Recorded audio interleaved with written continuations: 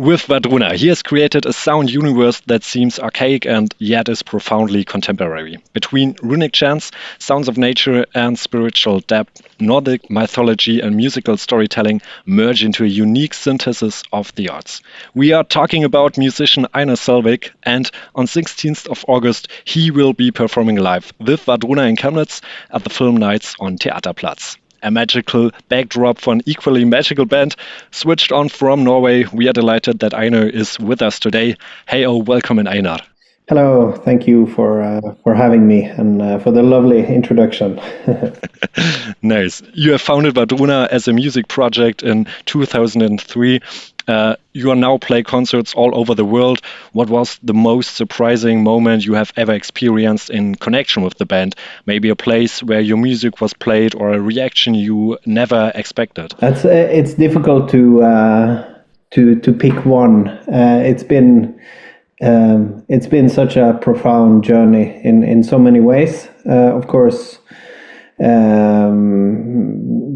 I guess in the beginning I didn't think I didn't necessarily think Wardruna, the music I was working on would speak to such a broad audience. In a sense, I figured it might be too weird and too, I don't know, too niche in a sense. At the same time, every time I showed the music to people, like this was back when I was doing demos, like the first recordings. So when I showed it to people in the family or close friends or colleagues, a handful of people in the industry, the common thing was that they all reacted very strongly, and sometimes even emotionally. So I guess even at that point, I think I understood that there were more people wanting to listen to this kind of music than me. And of course, in 2009, when we performed live for the very first time, we did it in front of two real Viking ships that are 1,300-year-old. And I guess at that point,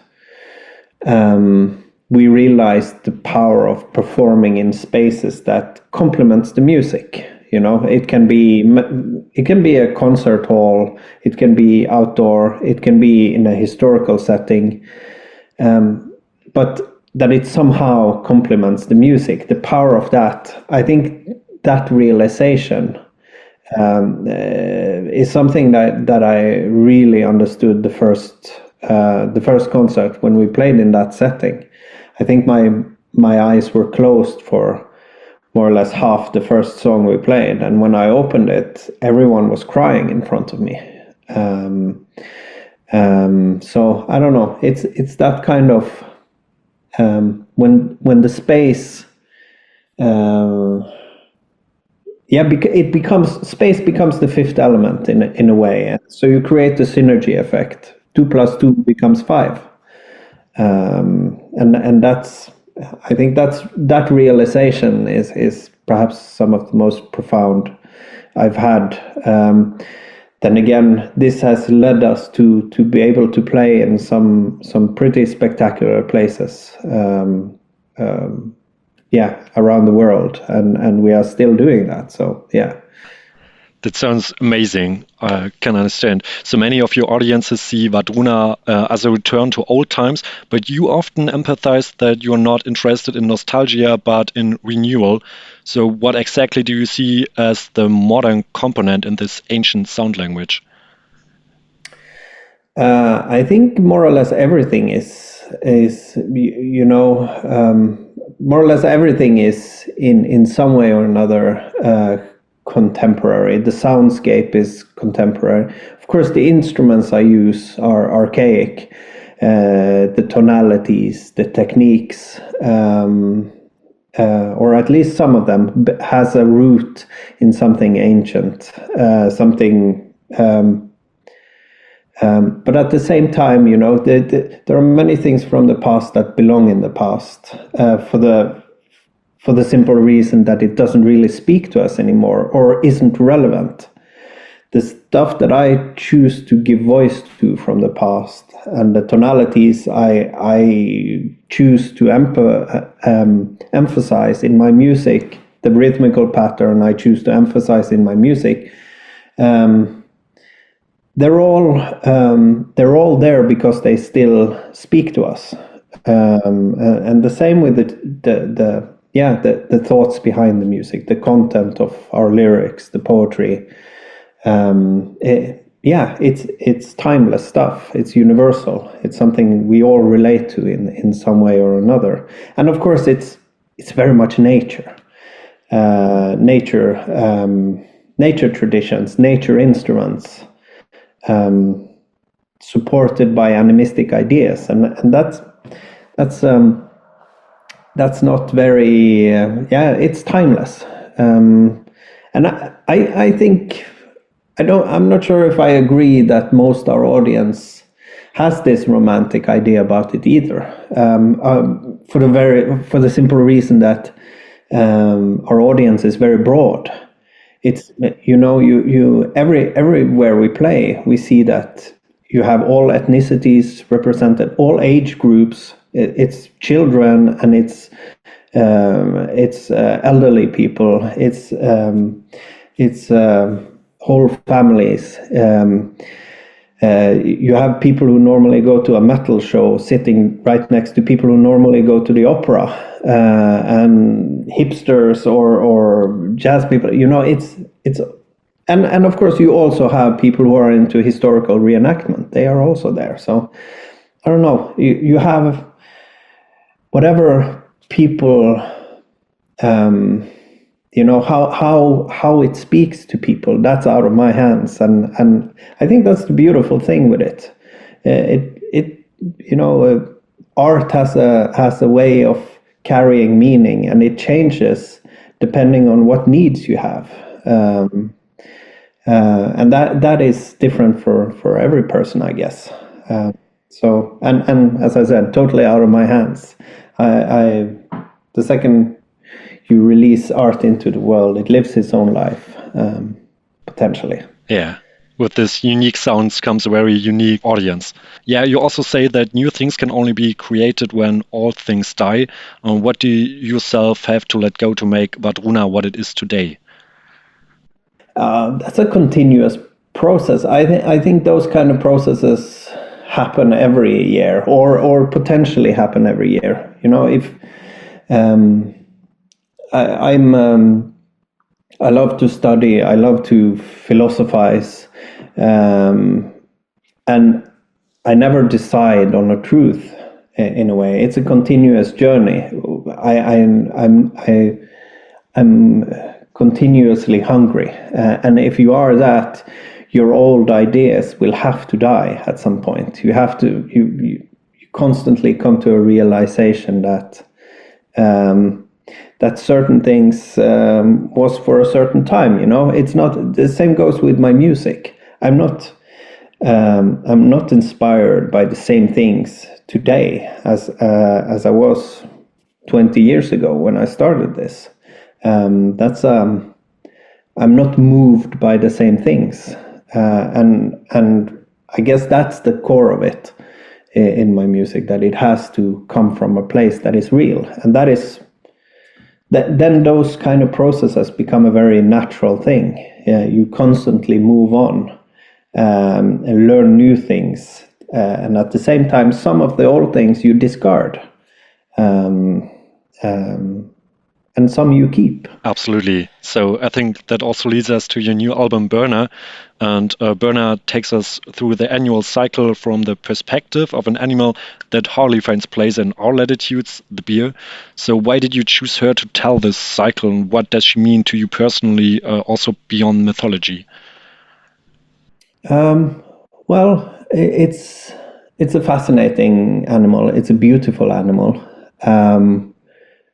It's an animal that used to be very culturally central and significant, and viewed as sort of the warden of nature, the guardian of the woodlands, and is now the guardian of the woodlands that doesn't really have their home anymore. They're not welcome in their own home, and so it felt appropriate to give voice to the wild through the bear. And of course, for me, it was important to take on a very contemporary focus when I approached this theme. Of course, I studied a lot of the history of the relationship between man and bear, the cultural history, and of course the bear itself. And rather than just regurgitating some old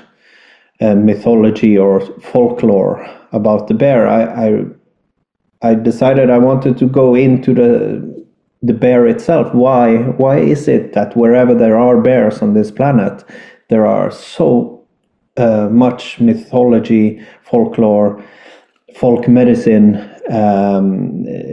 religious traits, ritual traits around the bear hunts?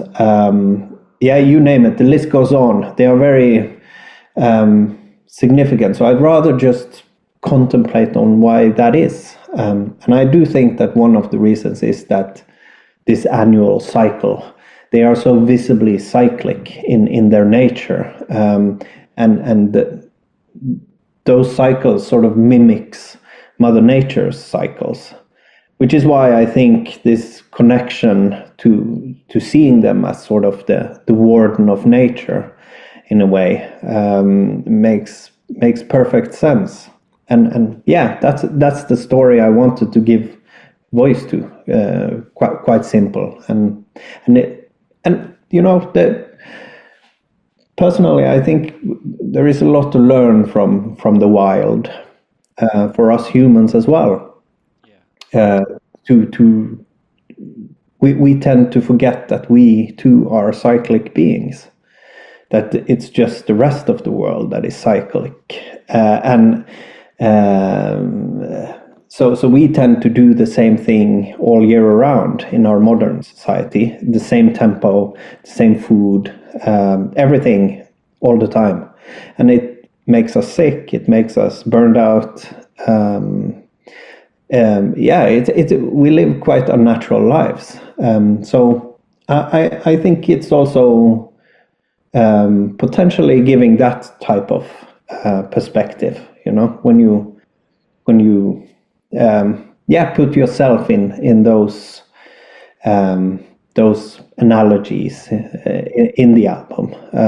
It is sort of written in that way, that are we talking about the bear or are we talking about the human? That is sort of the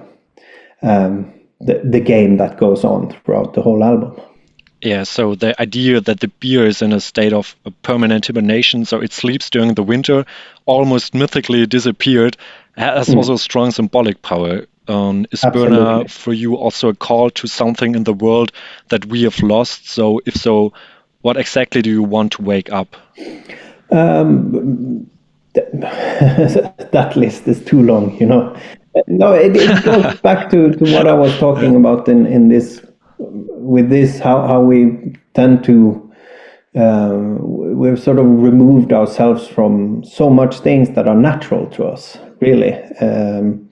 Living on the sideline of the rest of the world, of the natural world, and at the same time, just caught in this loop where we tend to we have to invent new tools and medicines to fix the symptoms of just our society being so removed from its natural state. So I guess I don't know. It can be, it can be the big things that we all see, we all feel some way. But also it can be, the bear teaches us also what a lot of modern science teaches us, that we should eat locally and we should eat seasonally, and that we should live according to to the earthly cycles, but also for women, they should live accordingly to their monthly cycles.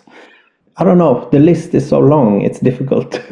I could talk for a long time about all of these things, but I guess it's very simple, and I think we all know, and we all have a responsibility for ourselves.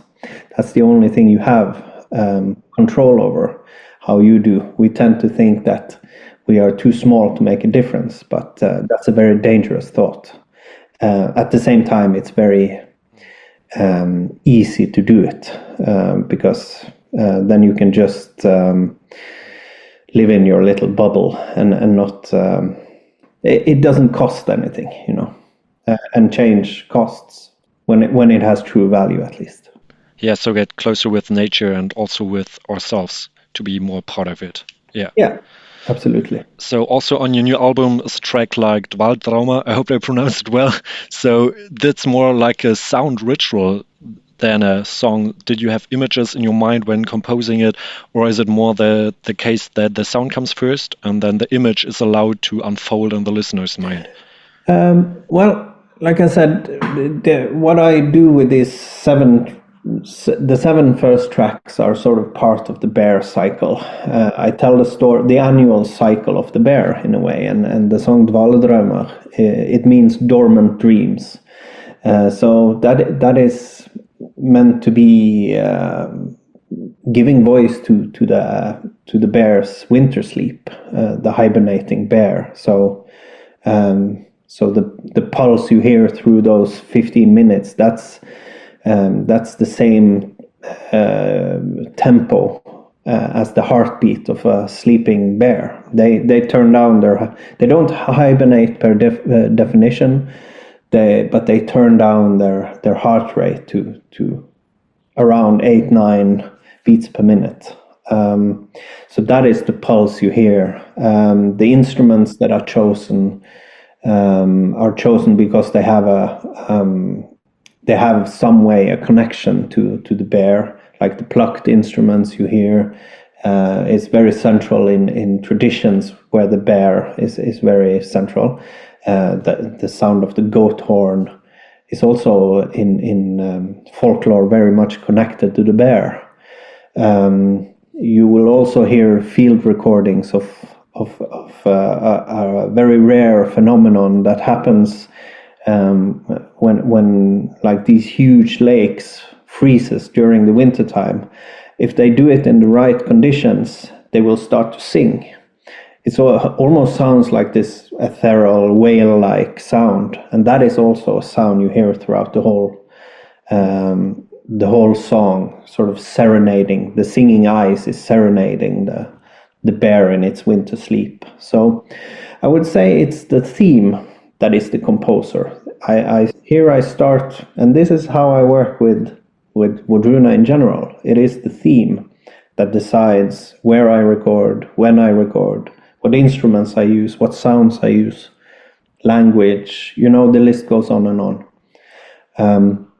And Dvaledrømmer is a very good example of that, where so everything becomes very conceptual in a sense, but it has this meditative quality to it, following the dreams of the hibernating bear. Speaking about meditative qualities, you also recommended to listen to the album in one piece, like a radio play, in a world full of playlists and algorithms and short formats. Is this also kind of silent protest? No, it is what it is. I've always made conceptual albums. I prefer to tell stories over more than one song, and I think you can't really. It's easy. It's easy to make something fast and short, and it doesn't. You don't really get into anything. So with in a world full of singles and 3-minute long songs, I don't know. It doesn't really speak to me on a general generally speaking. So I never enjoyed working in that format. I like to paint. I like to think more in more like a symphony when I create a piece. All the songs, they borrow from each other, whether it's melodic themes or poetry, or so everything is sort of woven together into this storyline tapestry. That's how I like to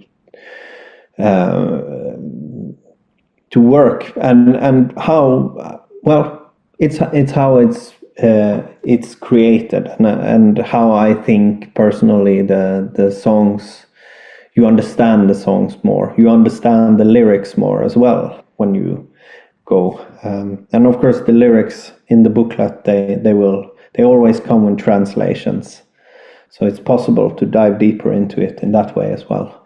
But yeah, in any case, that's when they make most sense. So that's why I say it's preferred. I recommend to listen to it as a whole. Same with the previous albums as well. It's written like a whole story, and that's when the songs lean and borrow from each other, gives each other power in a way. Yeah, you once said that you go into the forest to listen. And what was the most unusual thing the forest ever told you, and how did it manifest itself in your music? I do go hunting sounds specifically in the forest or in nature, or sometimes even the absence of nature can be very inspiring, because then you have the element of longing, which is a very powerful creative tool. But no, for me, it's more like a general thing rather than just one thing. When I go into the forest, I think I become like a child again. It's like it's not. I don't enter a world of just. I enter a world of living things that potentially are trying to tell me something, and that's, I try to open my senses, and I think in a much more playful way, and become very present. So that's kind of always how I am in the forest, and sometimes sometimes when you attune to your surroundings in that way, you find answers to your questions often by like coincidence, quote unquote, or sometimes nothing, just peace and quiet. You never know, but I don't know.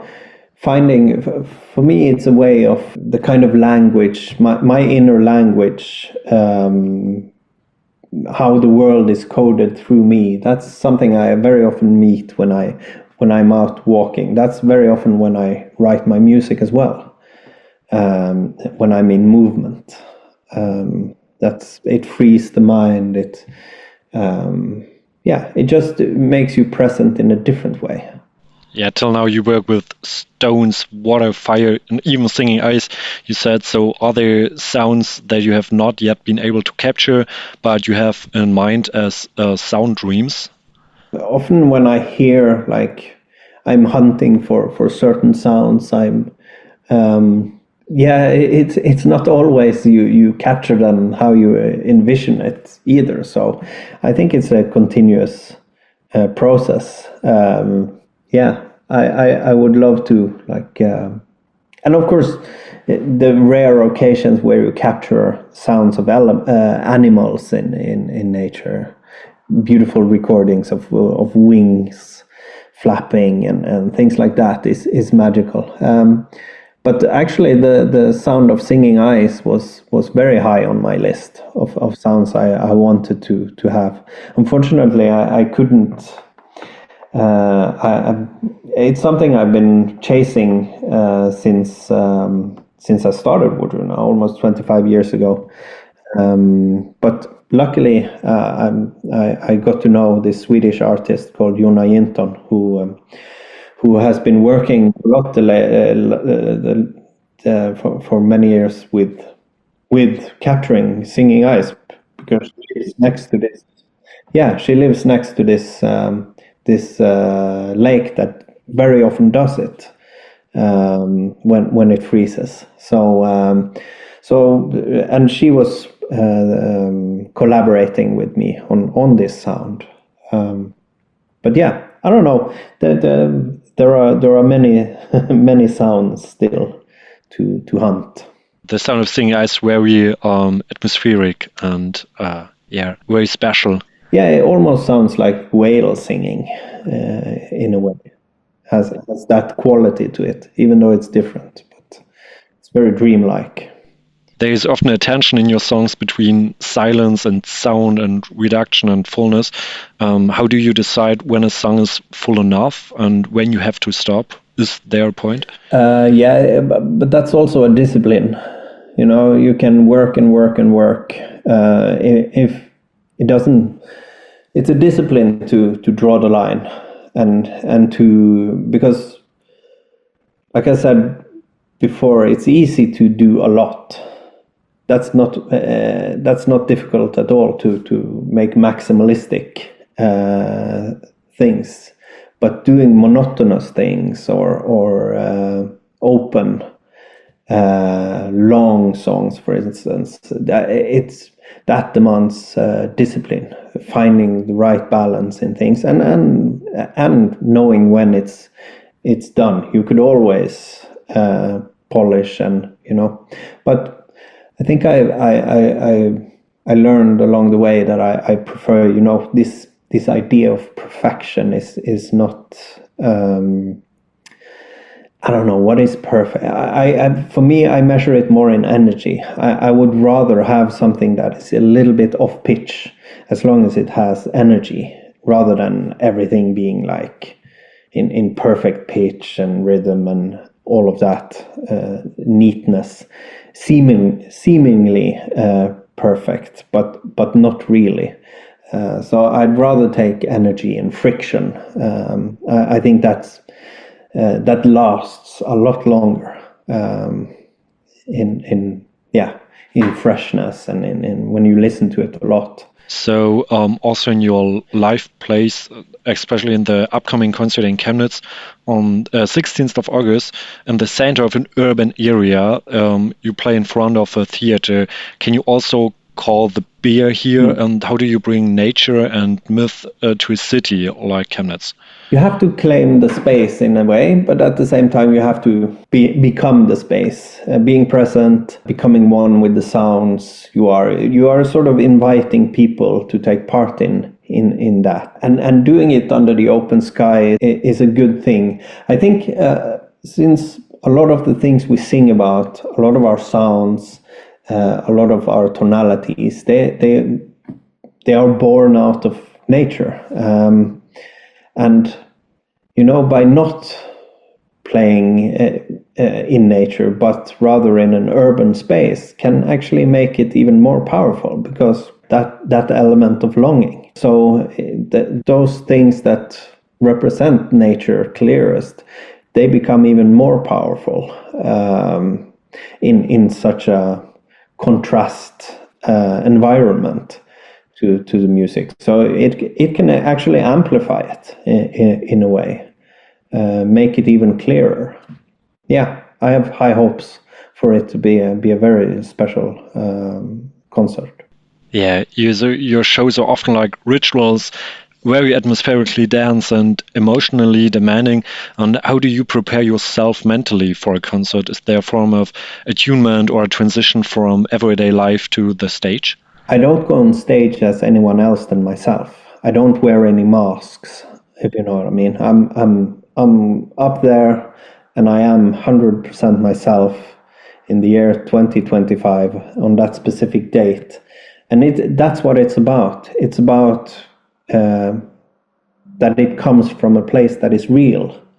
If it comes from the heart, the potential of reaching another person's heart is so much stronger. So for me, it's much about that, doing what I can to be present in the moment, tuning into the place I'm in, to the people who are there. So I have certain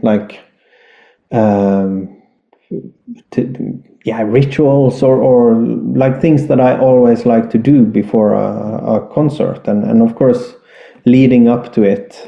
One of the things is that I like to have the sound of the audience in my ears and stand very close to the stage or the audience in a way that I'm close. I am there, but of course they can't see me, and that's to remove that barrier between me and them. In a sense, it becomes us doing this concert. It's not a monologue; it's a dialogue. So yeah, those kind of things. That's important for me. That gets the atmosphere and also such a place, I guess.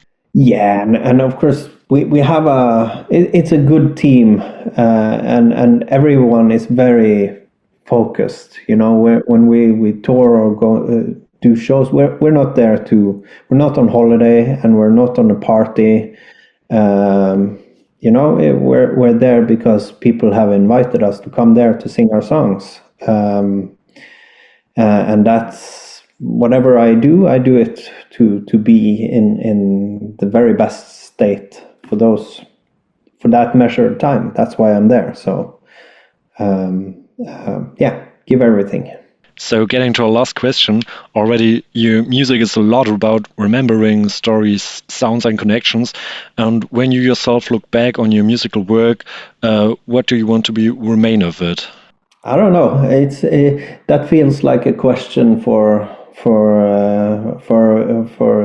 the future in a way, because it's not something I reflect on. What I reflect on now is, you know, I still have things I want to say. That's why it potentially resonates with people as well. You know, I think most artists on this planet who do art, the fact that it lives its life when you release it into the world, it's a very special feeling. The music I create has become so much bigger than me, you know, and my relation to it. It lives its own life, and that's of course a profound, slightly absurd thing to be part of. That what can I say? I'm very grateful for that, and the fact that many people connect to it in a personal way, as it does for me. You know, it comes from a very personal place as well. So yeah, it's difficult to say, but I'm of course very honored that it resonates in many different ways with many different people. So thanks a lot for your time. It was a pleasure to get an insight in your work.